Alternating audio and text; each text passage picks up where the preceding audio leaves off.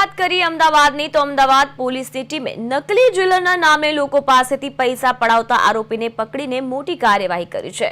સુરતની લાજપોર જેલના જેલર તરીકે ઓળખ આપી કૌભાંડ કરનારા શખ્સને ઝોન 2ની સ્કોડે ઝડપ્યો છે। રાજેન્દ્ર ત્રિવેદી નામનો આરોપી સુરતની લાજપોર જેલનો જેલર હોવાનું કહી લોકો પાસેથી સવલત આપવાના નામે રૂપિયા માંગતો હતો, જે જેલર તરીકેની ખોટી ઓળખ વડે છેતરપિંડી કરતો હતો।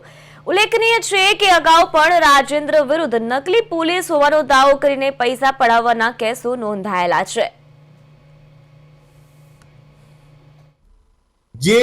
આ કોલ કરનાર છે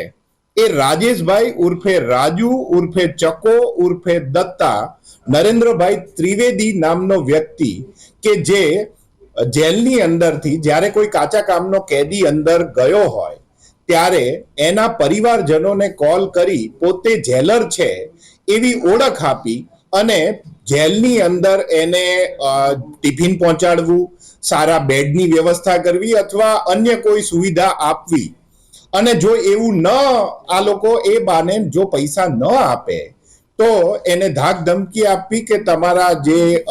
જે રિલેટિવ છે કે જે કાચા કામના કેદી તરીકે જેલમાં આવેલા છે તેઓને ટોર્ચર કરવામાં આવશે, હેરાન કરવામાં આવશે, એવી રીતના કોલ કરી અને ખોટી પોતાની જેલર તરીકેની ઓળખ ઊભી કરી અને જે કેદી તરીકે જનાર છે તેમના પરિવારજનો પાસેથી પૈસાની માંગણી એનો મેઇન ઉદ્દેશ્ય રહે।